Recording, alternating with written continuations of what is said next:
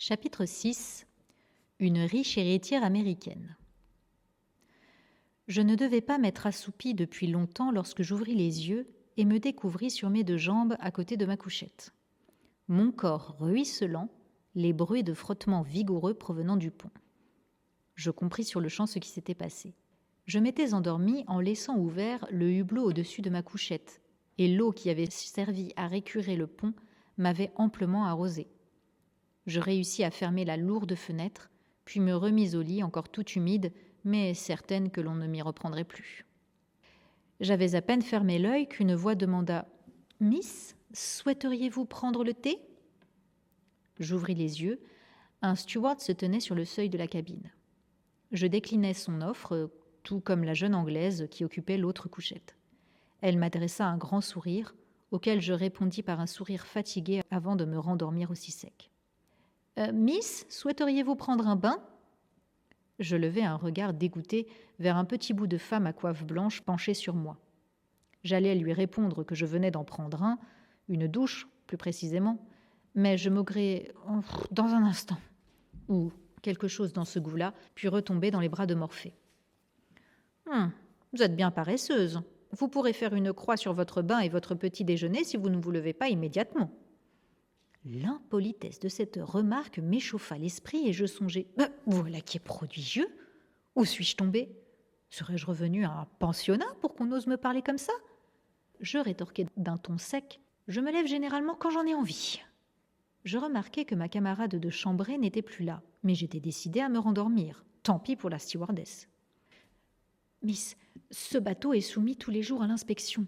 Je dois m'occuper de cette cabine avant qu'ils arrivent. » dit un steward d'une voix implorante. « Le capitaine sera là d'une minute à l'autre. » Forcée de me lever, je me frayai un chemin jusqu'à la salle de bain où je m'aperçus que je ne savais pas faire fonctionner le robinet. Je demandai de l'aide à un steward qui passait dans le couloir et fus stupéfaite de l'entendre me répondre « Oh, la stewardess est en pause, elle ne peut être dérangée pour le moment. » Une fois habillée, je montai et appris que le petit déjeuner n'était plus servi depuis longtemps.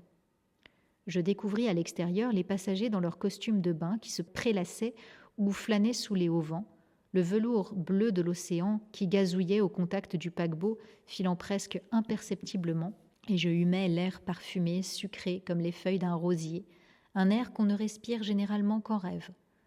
Au milieu de nulle part et en compagnie de tous ces étrangers, la vie était décidément bien douce.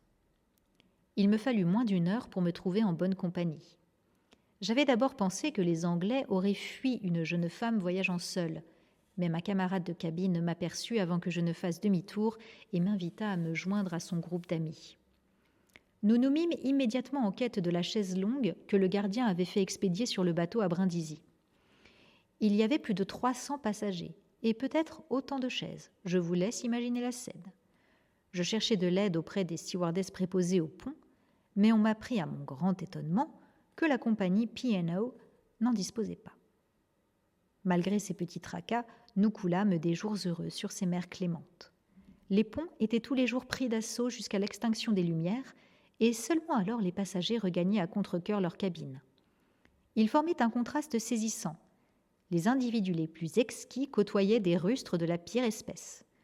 La plupart des femmes que j'avais rencontrées voulaient toutes connaître des Américaines dont elles admiraient l'esprit d'indépendance, certaines enviant même mon bonheur sans attache.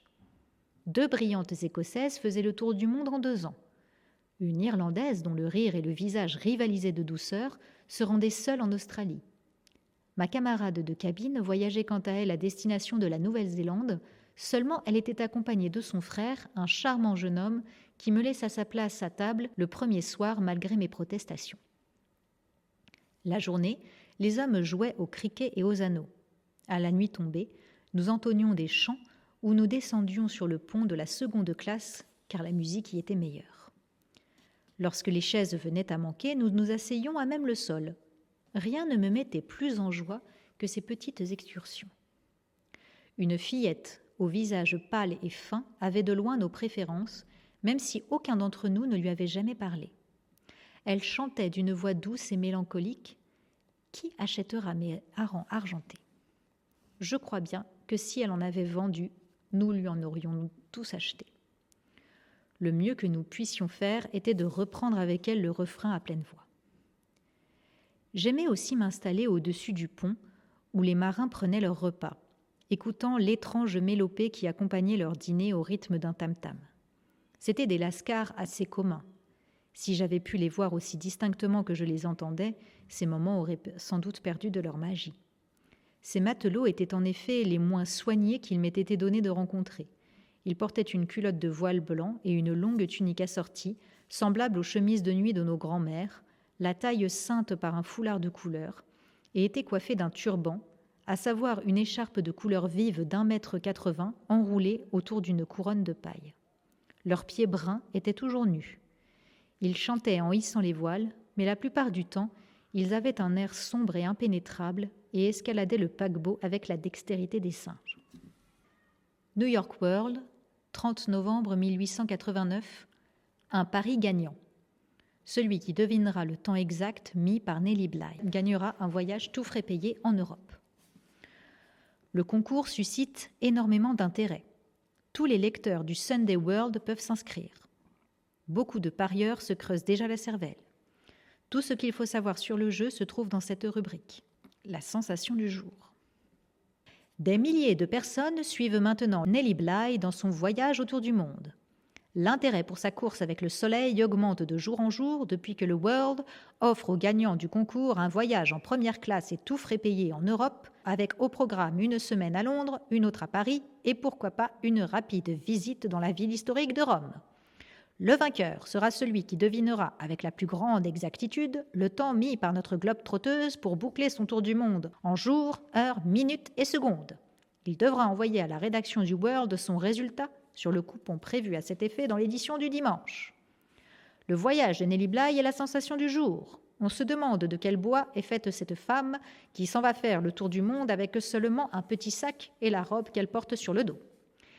Elle fait voler en éclats le romantisme en rendant la réalité plus désirable que nos rêves. Ses admirateurs espèrent avec anxiété, le concours aidant fortement, que son entreprise sera couronnée de succès. Tout le monde peut tenter sa chance. Il vous suffit de noter votre prédiction dans l'encart du Sunday World. Attention, vous n'avez le droit qu'à une seule réponse. Vous pouvez cependant tenter plusieurs fois votre chance en achetant autant d'exemplaires du journal que vous aurez de réponses. Les participants peuvent céder des fiches horaires des transports empruntés par Nellie Bly. L'encart sera imprimé demain dans le Sunday World. Je n'étais à bord du Victoria que depuis quelques jours quand une personne de notre groupe m'apprit qu'il se disait sur le bateau que j'étais une riche héritière excentrique qui voyageait avec une brosse à cheveux et un livret de banque. J'en conclus que l'attention que l'on me portait était en partie due à ma supposée fortune. Je jugeais préférable de démentir cette rumeur lorsqu'un jeune homme m'accosta pour m'annoncer que j'étais son genre de fille et qu'il cherchait une épouse capable de lui assurer un revenu de 1000 livres par an. Son frère allait être le seul héritier du titre et de la fortune de leur famille. Je fis la connaissance d'un autre jeune homme dont la singularité éveilla mon attention. Il m'expliqua qu'il n'avait cessé de sillonner le monde depuis ses 9 ans et qu'il avait renoncé au mariage et à l'amour pour la simple et bonne raison qu'aucune femme ne savait voyager léger. Ayant remarqué qu'il portait un soin extrême à sa mise et qu'il ne se changeait pas moins de 3 fois par jour, j'osai lui demander combien de mal il avait emporté. 19, répondit-il. Je compris mieux ses craintes.